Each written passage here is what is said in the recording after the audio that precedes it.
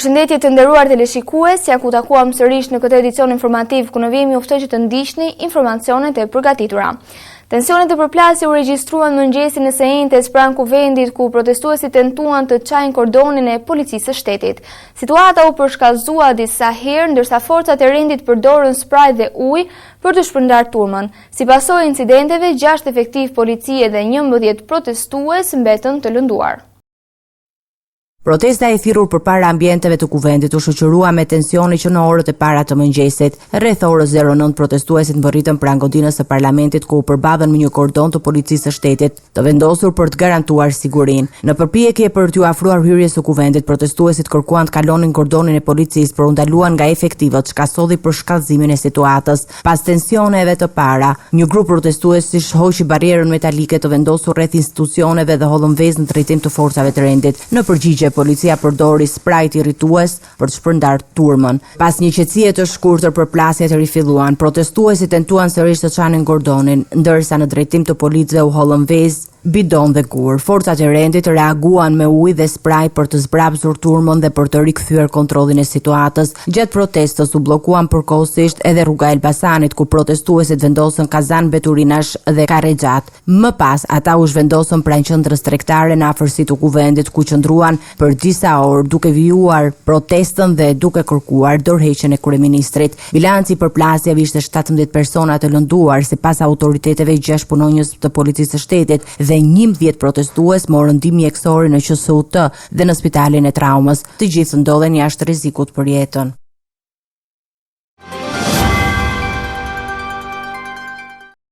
Debati për protestën e zhvilluar jashtë kuvendit u zhvendos edhe në sallën e seancës plenare ku majoranca dhe opozita shkëmbyen akuzat të ashpra. Kryetari i Partisë Demokratike Sali Berisha kërkoi veçpërndarjen e parlamentit, ndërsa socialistët kërkuan ndëshkimin e autorëve të dhunës ndaj policisë së shtetit. Në debat u përfshi edhe ministri i Brendshëm Besfort Llamallari, i cili mbrojti veprimet e policisë dhe akuzoi opozitën për tolerim të elementëve të dhunshëm. Përplasja e protestës së zhvilluar jashtë ambienteve të kuvendit u reflektua edhe në seancën plenare të kësaj njëjtëje ku majoranca dhe opozita u përballën me akuza të forta politike. Që në nisje të seancës, kryetari i Partisë Demokratike Sali Berisha deklaroi se kuvendi nuk përfaqëson më qytetarët dhe kërkoi veçpërndarjen e tij duke cilësuar këtë si të vetme rrugë për t'i hapur vend zgjedhjeve të reja. Kërkoi edhe një herë përfundimin e këtij parlamenti masi këta deputet në mënyrë absolute nuk përfaqësojnë qytetarët shqiptar, përfaqësojnë votat e plaçkitura me banda, me para krimi, votat e plaçkitura me patronazhist, votat e plaçkitura në shumë mënyra tjera. Nga ana tjetër, kreu i grupit parlamentar të Partisë Socialiste Tauland Balla e përqendroi fjalën te incidentet e regjistruara gjatë protestës. Ai dënoi sulmet ndaj efektive të policisë së shtetit dhe u bëri thirrje organeve të drejtësisë të veprojnë ndaj autorëve të dhunës. Jeni të përdhunuar nga ajo protestë, por ne kurse për asnjë moment nuk do të tolerojmë që të goditen punojësit e policisë së shtetit. Gjaku i punojësve të policisë shtetit është gjaku i vetë shtetit. Kush guxon të ngrej dorë mbi punojësit e policisë shtetit ka ngritur dorë kundër shtetit. Dhe prandaj thirrja ime nuk është për policinë. Policia po e bën detyrën e vet në mënyrë të shkëlqyer. Thirrja ime është për drejtsinë, për prokuror dhe gjyqtar. Edhe jetën e prokurorëve dhe gjyqtarëve sikurse çdo shtetasi shqiptar, solidaritet sot me policinë e shtetit. Në përgjigje të deklaratave të majorancës, Berisha akuzoi policinë e shtetit për përdorim të forcës ndaj protestuesve dhe tha se qeveria nuk gëzon më mbështetjen e qytetarëve, sipas tij reagimi i forcave të rendit ndaj protestës ishte i pajustifikuar. Dënoi me forcën më të madhe brutalitetin, egërsinë ndaj protestuesve, të narkopolicisë, të fallangave të krimit, ndaj djemve, vajzave, burrave grave idealistë që nuk ju njohin. Ju për parlament, që kërkojnë shkrirjen e parlamentit dhe ju rezervoni armë kimike, lëndë djegëse, helme toksike, i shpallni terrorist këtu, ne me kryetarin tuaj. A e kuptoni apo jo? Si mund të përfaqësoni ju qytetarët? Qytetarët i përfaqësojnë ata, të cilët kërkojnë Tika Edi Rama, njeriu që ndërtoi në Shqipërinë shtetin e drogës. Në debat ndërhyri dhe ministri i brendshëm Besford Lamadhari, i cili sqaroi se mjetet e përdorura nga policia e shtetit janë të certifikuara sipas standardeve ndërkombëtare dhe përdoren nga shumë vende europiane dhe Shtetet e Bashkuara. Ai akuzoi opozitën se po toleron individ të maskuar që sipas tij synojnë të provokojnë dhunën gjatë protestave. Janë RSG 8, W1000 profesional dhe VESK RSG 8000 special, që janë lëndë speciale irrituese profesionale për vetëmbrojtje dhe neutralizim të personave të dhunshëm, të cilat janë të certifikuar nga kompanitë prodhuese dhe përdoren nga forcat policore në vendet e Bashkimit Evropian dhe Shteteve të Bashkuara të Amerikës. Marrëveshja politike për reformën territoriale u varros me kartonat e mazhorancës, të cilat nuk pranuan kërkesën e demokratëve për t'i dhënë oksigjen edhe 3 muaj komisionit. Seanca u ndërprej disa herë për shkak të bllokimit të foltores nga demokratët. Ndonse kjo i duhet të ishte dita kur kuvendi mbyll dyert, një seancë e re u vendos për në 30 korrik. Debati për reformën territoriale riktheu përplasjet mes Partisë Demokratike dhe mazhorancës në kuvend, ku opozita kërkoi zgjatjen e mandatit të komisionit për të vijuar dëgjesat dhe konsultimet, ndërsa socialistët e kundërshtuan, duke argumentuar se afati ka përfunduar. Palët shkëmbyen akuza në mënyrën se si është zhvilluar procesi.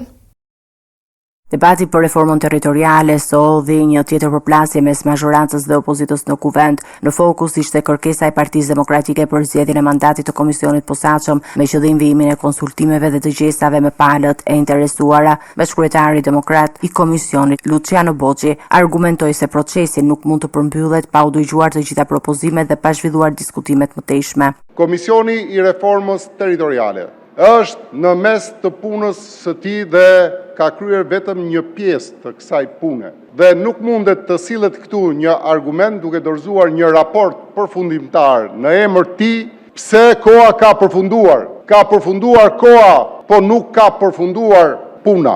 Por kërkesa e opozitës u kundërshtua nga bashkëkryetari socialist i komisionit Auland Balla. Ai deklaroi se afati i këtij mekanizmi parlamentar ka përfunduar dhe se puna e tij nuk mund të rikthehet pas mbylljes së mandatit. Kërkesa e sapo parashtruar i ngjan kërkesës së një udhëtari që ka humbur trenin një javë më parë dhe vjen pas një jave dhe thot dua të hipi në trenin që kam humbur para një jave. Ndërkohë që ky është një proces i cili nuk mund të kthehet mbrapsht, për shkak se ky diskutim mund të ishte bërë në këtë sallë një javë më parë.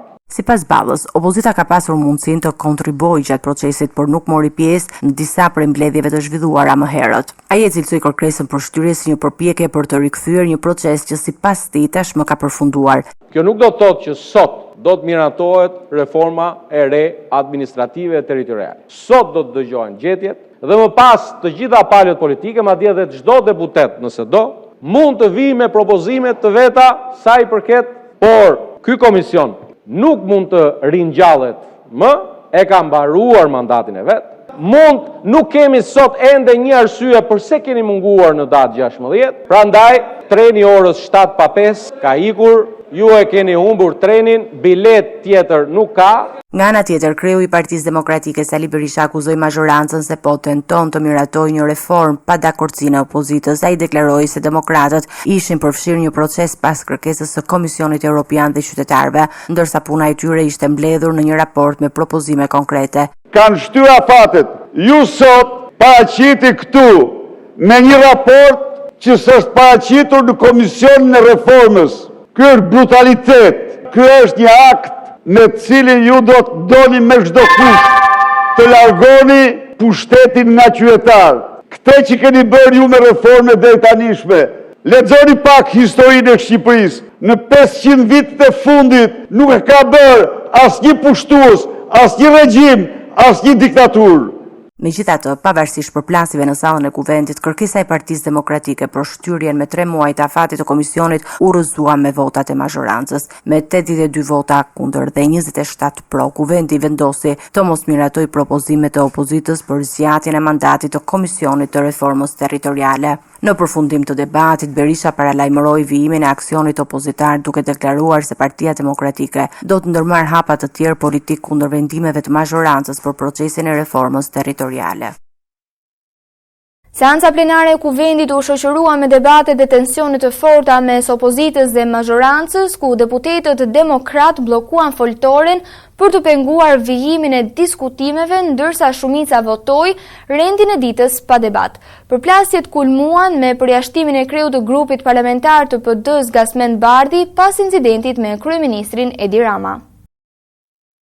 Seanca plenare e kësaj të njëjtje u zhvillua në tensione të larta politike, ndërsa paralelisht jashtë kuvendit vijonin protestat e opozitës, vijonin protestat e qytetarëve që në nisje të punimeve. Deputetët e opozitës bllokuan foltorin e kuvendit duke kundërshtuar zhvillimin normal të seancës dhe duke kërkuar që të mos vijonin diskutime për rendjen e ditës, pavarësisht situatës së tensionuar. Majoranca miratoi propozimet e kreut grupit parlamentar socialist Auland Balla për votimet e rendit të ditës pa debat. Vendimi solli reagimin e deputetëve të opozitës, të cilët nisën një protestë brenda sallës, duke goditur podiumin dhe duke ndërprerë disa herë zhvillimin e seancës. Përplasjet mes palëve u intensifikuan më tej në momentin kur kryeministri Edi Rama ndodhej në sallë. Kreu i grupit parlamentar të Partisë Demokratike Gasmend Bardhi u drejtua kryeministrit me akuza verbale dhe më pas hodhi ujë në drejtim të tij gjatë momentit të votimit. Pas incidentit, kryetari i kuvendit Niko Peleshi vendosi përjashtimin e Bardhit nga punimet e seancës plenare. Megjithatë, tensionet nuk ushuan. Deputetët e opozitës vijuan bllokimin e foltores dhe kundërshtimin e procedurave parlamentare, ndërsa mazhoranca vijoi me votimin sipas rendit të ditës në një atmosferë të tensionuar brenda sallës së kuvendit. Incidenti me deputetin Agron Shehaj në hyrje të kuvendit solli reagimin e deputetit Erlald Kapri. Ai akuzoi Gardën e Republikës se ka penguar në mënyrë të dhunshme hyrjen e Shehajt në parlament. Sipas Kaprit, masa e përjashtimit ndaj deputetit kishte përfunduar dhe ai duhet të lejohej të merrte pjesë në seancë. Tensionet e krijuara gjatë ditës së protestës u shtrin edhe brenda ambienteve të kuvendit, ku një përplasje u regjistrua mes deputetit Agron Shehaj dhe efektiveve të Gardës së Republikës. Pas incidentit, deputeti i Partisë Mundësia Erlald Kapri reagoi duke ngritur akuza ndaj strukturës së sigurisë parlamentit. Sipas tij, Shehaj ishte paraqitur në kuvend pasi kishte përfunduar afati i përjashtimit me 21 korrik, por nuk ishte lejuar të hynte në ambientet e brendshme të institucionit. Është kriminale, zoti kryetar, nuk e di a më dëgjon apo jo. Kemi përpara vendimin e sekretariatit për përjashtimin 30 ditor të Agron Shehajt në datën 22 qershor. Data është 23 sot dhe e ndaluat pas i vendim tjetër kryetarin e partie që ka marrë 50.000 vota dhe nuk e doni në këtë sallë. Tani, a mund ta thoni se çfarë është kjo? Ky është parlamentarizëm? Të mos lejosh deputetin të bëjë detyrën e vet, çu do e shtyni gjithkohës?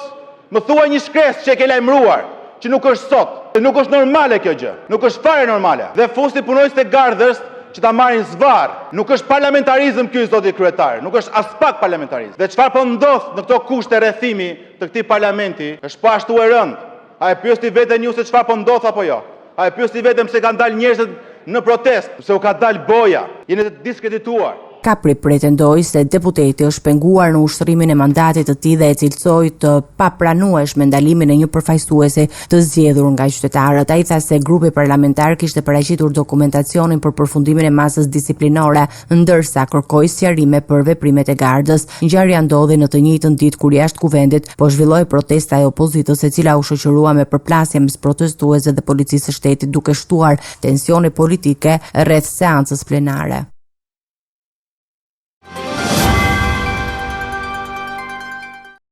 Protesta e zhvilluar përpara kuvendit ka kaluar kufijin të raportimit vendas, duke u pasqyruar edhe nga mediat ndërkombëtare. Agjencia Reuters i ka kushtuar një artikull zhvillimeve në Tiranë, duke u ndalur të përplasjet mes protestuesve dhe policisë. Në fokus janë edhe debatet politike rreth projekteve të zhvillimit dhe qëndrimeve të qeverisë shqiptare. Protesta e zhvilluar sot para kuvendit ka tërhequr vëmendjen edhe të mediave ndërkombëtare. Agjencia e lajmeve Reuters ka raportuar mbi tensionet e krijuara në Tiranë, duke përshkruar përplasjen mes protestuesve dhe forcave të rendit si një episod të pazakontë në një seri protestash që deri tani kishin qenë kryesisht paqësorë. Sipas Reuters, policia përdori ujë dhe gaz lotësiedhës për të shpërndar protestuesit, pasi në drejtim të efektiveve u hollën vezë dhe shishe gjatë përplasjes pranë godinës së parlamentit. Në raportimin e saj, agjencia Amnishtia Ndërkombëtare theksoi se protestat në Tiranë kanë vijuar për gati 2 muaj dhe janë lidhur me kundërshtime ndaj disa projekteve të zhvillimit, mes tyre dhe projektit të lidhur me resortin e investitorit Jared Kushner. Kryeministri Edi Rama, sipas Reuters, i ka cilësuar protestat si të nxituara politikisht nga kundërshtarët, ndërsa qeveria ka mbështetur projektet e zhvillimit si pjesë e strategjisë për investime dhe turizëm. Artikulli i Reuters ndalet edhe tek roli i Jared Kushner në projekt, duke raportuar se zhvilluesit kanë konfirmuar përfshirjen e tij si investitor, por pa dhënë detajet më tejshme mbi rolin konkret apo nivelin e investimit. Përplasjet e regjistruara gjatë protestës së sotme shënojnë një zhvillim të rinj për klimën politike në vend, ndërsa reagimet për debatet dhe për projektet e zhvillimit dhe aksionet opozitare vijojnë. Protesta e përditshme përpara kryeministrisë ka vijuar edhe sot me qytetarët që janë mbledhur për të shprehur qëndrimet e tyre politike dhe pakënaqësitë ndaj qeverisjes. Ndryshe nga tensionet e regjistruara pranë kuvendit gjatë seancës plenare, tubimi përpara kryeministrisë është zhvilluar në mënyrë paqësore pa incidente dhe përplasje. Ish-ministri i Shëndetësisë Ilir Beqaj do të vijojë të qëndrojë në qeli pas vendimit të gjykatës së posaçme të apelit. Trupi gjykues rrëzoi kërkesën e tij për zëvendësimin e masës së sigurisë me një masë më të lehtë kundrejt garancisë pasurore. Beqaj është nën hetim nga SPAK në dosjen sa SPAK, ku akuzohet për abuzime me fondet publike. Gjykata e posaçme e apelit për korrupsion dhe krimin organizuar ka konfirmuar masën e sigurisë arrest me burg për ish-ministrin e Shëndetësisë Ilir Beqaj. Vendimi i dhënë nga gjyqtarja Miliana Muça lë në fuqi masën e caktuar më herët nga gjykata e posaçme shkallës së parë, duke rrëzuar ankimimin e Beqajt për ndryshimin e saj. Ish-ministri kishte kërkuar zëvendësimin e arrestit me burg në një masë më të butë sigurie, duke propozuar vendosjen e një garancie pasurore prej 2 milion lekësh ose një vlerë tjetër të përcaktuar nga gjykata. Në argumentin e tij, mbrojtja u referua edhe praktikës së unifikuar të gjykatës së lartë për masën e sigurisë arrest me burg, por apeli i posaçëm vendosi të mos ndryshojë masën ekzistuese, duke lënë Beqajin në qeli gjatë vijimit të procedurave gjyqësore. Ish-ministri u arrestua me 4 korrik 2024 me urdhër të SPAK në kuadër të hetimeve për Agjencinë Shtetërore të Programit Strategjik dhe Koordinimit të Ndihmës së SPAK. Sipas prokurorisë së posaçme, gjatë kohës kur drejtonte këtë institucion, Beqaj dyshohet se ka favorizuar procedura fiktive, prokurimi për projekte të lidhura me EUSAIR gjatë vitit 2022-2023, ku fondet publike sipas akuzës janë përfituar në mënyrë palishme përmes subjekteve të lidhura me skemën. Për ish-ministrin rëndojnë akuza mes tyre korrupsion pasiv, shkelje të barazisë në tendera, falsifikim dokumentash, mashtrim dhe fshehje pasurie. Beqaj i ka kundërshtuar akuzat, ndërsa çështja vijon të jetë në proces hetimi dhe gjykimi. Gjykata e Tiranës ka vendosur lirimin e menjëhershëm të 34 vjeçares Dorina Sejdini, e cila ndodhej në burg me një foshnjë 7 muajshe. Vendimi shtyn me 2 muaj ekzekutimin e dënimit me burgim ndaj saj, ndërsa çështja do të vijojë të shqyrtohet në rrugë ligjore. Rasti i saj kishte shkaktuar reagime publike dhe institucionale pas arrestimit në Rinas. Pas disa ditësh qëndrimi në burg, 34 vjeçaria Dorina Sejdini dhe foshnja e saj 7 muajshe janë liruar nga institucioni i vuajtjes së dënimit në Pojs të Pogradecit. Vendimi erdhi pas shqyrtimit të kërkesës së mbrojtjes nga gjykata e Tiranës, e cila vendosi shtyrjen e ekzekutimit të dënimit me 2 muaj burgim, duke urdhëruar lërimin e menjëhershëm të saj. Sejdini u arrestua në aeroportin e Rinasit teksa po kthehej nga Gjermania së bashku me 3 fëmijët e saj. Ajo ishte dërguar në burgun e Grave pasi rezultonte dënuar me 2 muaj burg për akuzën e dhunës ndaj vjerrit të saj. Rasti i 34 vjeçare solli reagime të shumta, veçanërisht për shkak të pranisë së foshnjës së saj në ambientet e burgut. Avokati i popullit zhvilloi një vizitë në institucionet e vuajtjes së dënimit dhe kërkoi verifikimin e procedurave të ndjekura, ndërsa presidenca bëri të ditur se po ndiqte çështjen dhe se mund të shqyrtonte edhe mundësinë e një falje presidenciale. Me vendimin e sotëm, ekzekutimi i dënimit është shtyr për një periudhë 2 mujore, ndërsa procesi për çështjen penale ndaj Dorina Sejdinit do të vijojë në fokus mbetet edhe shqyrtimi, nëse ajo mund të përfitojë nga dispozitat e amnistisë penale. Gjykata e posaçme e apelit ka konfirmuar për herë të dytë dënimin me 6 vite dhe 8 muaj burg për Orges Jahelezin. Vendimi vjen pas rikthimit të çështjes për rishqyrtimin nga gjykata e lartë, ku Jahelezi është një nga të dënuarit e dosjes për trafik heroine dhe laboratorin e drogës në Has. Gjykata e posaçme e apelit ka vendosur sërish të lërë në fuqi dënimin me 6 vite e 8 muaj burg për Orges Yahelezin, i akuzuar për përfshirjen në aktivitetin e trafikut të heroinës në laboratorin e drogës së zbuluar në Has. Vendimi i sotëm vjen pas kthimit të çështjes për rigjykim nga gjykata e lartë, e cila kishte prishur më herët vendimin e parë të apelit posaçëm. Yahelezi ishte i dënuar me 1 shkurt 2021 nga gjykata e posaçme së bashku me 16 persona të tjerë në kuadër të një dosje të rëndësishme të hetimit për trafikun e lëndëve narkotike. Hetimi për këtë çështje nisi në fund të vitit 2016 pas arrestimeve të disa shpërndarësve të heroinës në zonën e Kavajës. Mes të arrestuarve ishin Ramadan Shabani, Enert Duka, Marius Gjihani dhe persona të tjerë të cilët më pas u dënuan nga gjykata për tregtim të lëndëve narkotike. Nga hetimet e mëtejshme, prokuroria dyshoi se pas rrjetit të shpërndarjes në Kavaj qëndronin persona me role të rëndësishme në organizimin e trafikut. Sipas dosjes hetimore, lëndët narkotike siguroheshin nga vende si Kolumbia, Turqia dhe Peruja, edhe më pas synonin tregjet europiane përfshir Holandën, Gjermaninë dhe Francën. Çështja fillimisht u regjistrua në dhjetor të vitit 2016 pranë gjykatës së krimeve të rënda, ndërsa gjatë hetimeve u përfshin edhe përgjime e pista të tjera hetimore që lidhen me persona të dyshuar për trafik droge.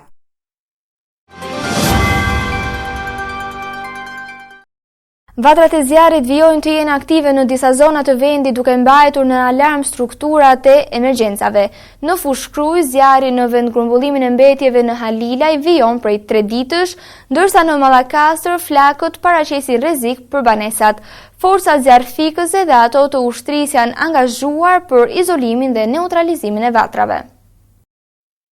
Vala e zjarreve vijon përfshi disa zona të vendit, ndërsa ndërhyrjet e ekipeve të emergjencës vazhdojnë për të vënë në kontroll situatën. Në fshatin Halilaj të fushë Krujës, zjarri në vend grumbullimin e mbetjeve mbetet aktiv prej 3 ditësh. Flakët dhe tymi kanë vijuar të kryejnë vështirësi në terren, ndërsa forcat zjarrfikëse të mbështetura edhe nga forcat e ermëtosura po punojnë për shuarjen e vatrave që ende paraqiten aktive. Një situatë problematike paraqitet dhe në Mallakastër, ku zjarri në zonën e fermës së Romsit të përhapet dhe konsiderohet kërcënim për banesat pranë vatrës. Ekipet zjarrfikëse ndodhen në terren dhe po ndërhyjnë për izolimin e flakëve, ndërsa deri më tani nuk ka një bilanc zyrtar për numrin e banesave që mund të jenë të rrezikuara nga zjarri. Autoritetet vijojnë monitorimin e situatës, ndërsa temperaturat e larta dhe era mbeten faktorë që favorizojnë përhapjen e vatrave të zjarrit.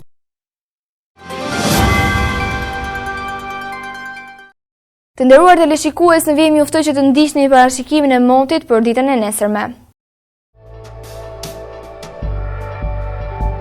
Territori shqiptar për datën 24 korrik 2026 do të karakterizohet nga kushte atmosferike të qëndrueshme me dominim të kthjellimeve dhe intervale të gjata me diell në pjesën më të madhe të vendit. Gjatorëve të pazites të relievet malore lindore priten vranësira të lehta kalimtare për pareshje domethënëse. Paraditja do të jetë kryesisht me diell në të gjithë territorin, ndërsa në zonat e izoluara do të ketë vranësira të pakta kalimtare. Pazitja vijon me një mod të ngrohtë dhe të qëndrueshëm. Temperaturat minimale pritet të zbresin deri në 16 gradë Celsius, ndërsa maksimale do të arrijë deri në 36 gradë. Gjatë ditës pritet rreth 11 deri në 12 orë me diell. Era do të fryejë lehtë nga drejtimi veri perëndimor me shpejtësi 2 deri në 5 metër për sekond. Deti do të ketë dallgëzim të ulët rreth 1 deri në 2 ball. Indeksi ultraviolet për Tiranën pritet të jetë i lartë rreth 8. Sipas të dhënave astronomike, lindja e diellit në Tiranë do të jetë rreth orës 5:21 minuta, ndërsa perëndimi rreth orës 20:13 minuta. Temperaturat minimale dhe maksimale për disa qytete kryesore të Shqipërisë do të jenë si më poshtë. Shkodër 21 deri në 36 gradë Celsius. Kukës 18 deri në 32 gradë Celsius. Peshkopi 17 deri në 30 gradë. Tiranë 22 deri në 35 gradë. Durrës 24 deri në 33 gradë. Kavaj 23 deri në 33 gradë. Elbasan 22 deri në 35 gradë. Berat 22 deri në 36 gradë. Korç 16 deri në 28 gradë. Vlorë 24 deri në 32 gradë. Gjirokastër 18 deri në 30 gradë. Sarandë 24 deri në 32 gradë Celsius. Territori i Kosovës për datën 24 korrik 2026 do të karakterizohet nga një moto relativisht i qëndrueshëm, me kthjellime dhe intervale të gjata me diell, që pasdites në disa zona malore mund të ketë vranësira të lehta kalimtare, por pa rreshje të rëndësishme. Paraditja do të ketë një moto kryesisht të kthjellët, ndërsa pasditja vijon me temperatura në rritje dhe një moto të qëndrueshëm. Temperatura minimale pritet të zbresë deri në 13 gradë Celsius, ndërsa maksimale do të arrijë deri në 31 gradë. Era do të fryrë lehtë nga drejtimi i veri perëndimor me shpejtësi 2 deri në 5 metër për sekond. Indeksi ultraviolet për Prishtinë pritet të jetë i lartë rreth 8. Sipas të dhënave astronomike, lindja e diellit në Prishtinë do të jetë rreth orës 5:12 minuta, ndërsa perëndimi rreth orës 20:12 minuta. Temperaturat minimale dhe maksimale për disa qytete kryesore të Kosovës do të jenë si më poshtë. Mitrovica 14 deri në 30 gradë Celsius. Podujev 13 deri në 29 gradë. Skënderaj 14 deri në 30 gradë. Pej 14 deri në 30 gradë. Prishtinë 14 deri në 30 gradë. Gjakov 15 deri në 31 gradë. Malishev 15 deri në 31 gradë. Gjilan 14 deri në 30 gradë. Ferizaj 14 deri në 30 gradë. Kaçanik 13 deri në 29 gradë. Suharek 15 deri në 31 gradë. Prizren 15 deri në 31 gradë Celsius. Të nderuar teleshikues, kjo ishte gjithçka që kishim përgatitur në këtë edicion informativ. Së bashku do të rishihemi në edicionet e ardhshme. Deri atëherë, miru takofshim.